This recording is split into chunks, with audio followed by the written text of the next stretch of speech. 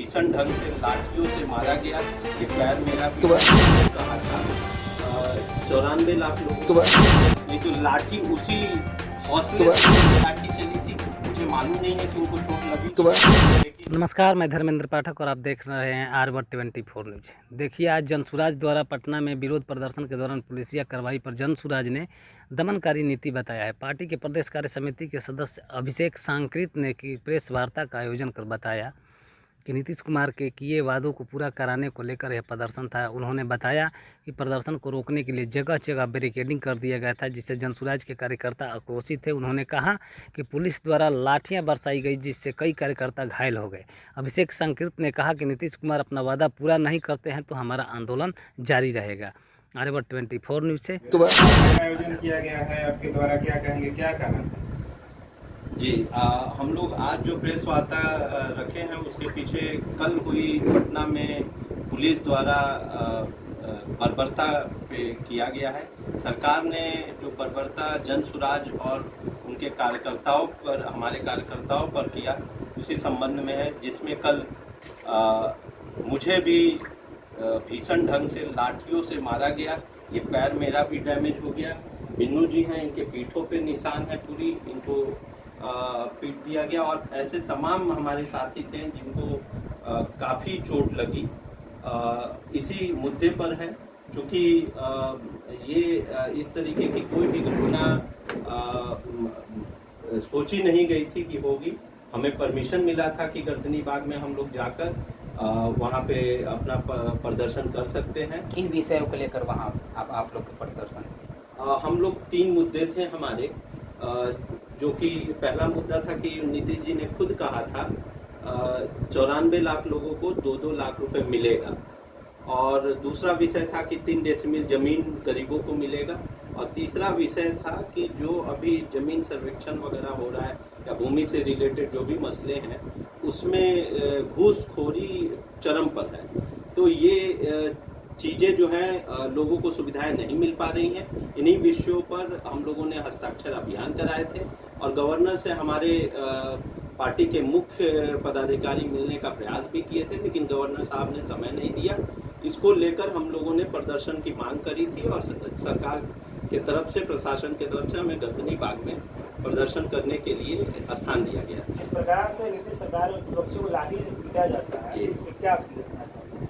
देखिए, नीतीश सरकार काफ़ी डरी सहमी हुई है, और अगर नीतीश सरकार को हम अंग्रेजों की संज्ञा दें तो गलत नहीं होगी। यहाँ एकदम अंग्रेजी हुकूमत की तरह सरकार चल रही है। कोई भी अगर आवाज़ उठाता है, पहले तो वादा करते हैं और फिर वादा को पूरा नहीं करते हैं, और अगर उस वादे पर कोई सवाल उठाने चलता है तो उसको लाठियों से पीट दिया जाता है। बस यूँ समझिए कि गोली नहीं चली, नहीं तो लाठी उसी हौसले से पुलिस ने चलाई कि लोगों की जान ले ली जाए। और कल बहुत लोगों का जान चला जाता अगर हम लोग बैरिकेड नहीं तोड़े होते, क्योंकि भीड़ बहुत ज़्यादा थी और एक दूसरे पे भीड़ चढ़ गई। नीतीश कुमार के बारे में भी प्रशांत किशोर ने कहा है कि अब उनके घर का घेराव होगा, तो बिहार में नीतीश कुमार से पंगा लेना भारी पड़ सकता है। आप लोगों को क्या कहेंगे? नहीं, नीतीश कुमार कोई राजा नहीं है, उनको जनता ने ही राजा बनाया है। तो जनता ने जब राजा बनाया है तो जनता सवाल पूछेगी ही। और प्रशांत जी ने कहा है कि नीतीश जी का आगे घर का घेराव करेंगे अगर 7 दिनों में इन 3 मुद्दों पे पॉजिटिवली कोई जवाब नहीं आता है। तो निश्चित तौर पर इस बार तो 30-40 हज़ार थे, अगली बार 1 लाख लोग होंगे। और हम भी देखते हैं कि इन जुल्मियों में, मैं नीतीश कुमार को जुल्मी कह रहा हूँ, इन जुल्मियों में कितनी ताकत है कि 1 लाख लोगों की भीड़ को रोक ले। कितनी पुलिस लगाते हैं, कितनी गोली चलवाते हैं, ये हम लोग भी देखेंगे। और हम लोग पूरी तरीके से तैयार हैं। चोट लगा है लेकिन हौसला कम नहीं है, दिल में जुनून कम नहीं है। हम ये लड़ाई अपने लिए नहीं लड़ रहे हैं, ये लड़ाई हमारे अपने बिहार के लोगों के लिए है, जो खुद आवाज़ नहीं उठा पाते हैं, उनकी आवाज़ को दबा दी जाती है। तो हम उनकी आवाज़ बन के सरकार के सामने खड़े हैं, चाहे गोली चले चाहे लाठी चले। आखिर लाठीचार्ज का नौबत क्यों आया? क्या उकसाने वाला कुछ कार्य जनसुराज के कार्यकर्ताओं ने या वहाँ उपस्थित लोगों ने किया था क्या? देखिए, हम लोगों को जगह दिया गया था कि हम लोग जाके गर्दनी बाग में अपना प्रदर्शन करें। और जब हम गर्दनी बाग 40 हज़ार लोग हैं तो गर्दनी बाग तो सीधे नहीं पहुंच जाएंगे।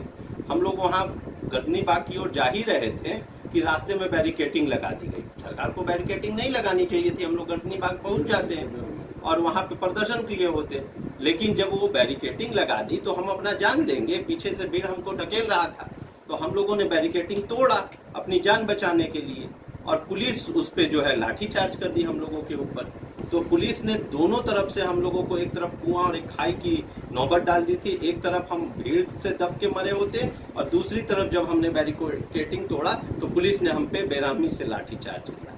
ये पूरी पुलिस और वहां खड़ी प्रशासन की एकदम से बेतहाशा मिसमैनेजमेंट को कहिए, जिसके तहत उन्होंने बहुत ही गंदे तरीके से मारा है। हमारा ये भाई है बिन्नू, इसके यहाँ कंधे पे लगा है ना बाबू, इस कंधे पे मेरे इस छोटे भाई के लगा है।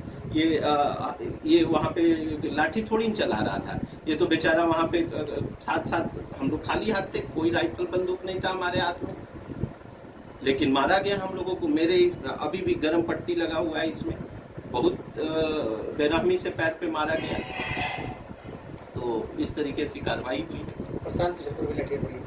प्रशांत किशोर पे लाठियां नहीं चली थी, कार्यकर्ताओं पे चली थी, और जो उनके 7 कार्यकर्ता थे उनको लाठी लगी थी।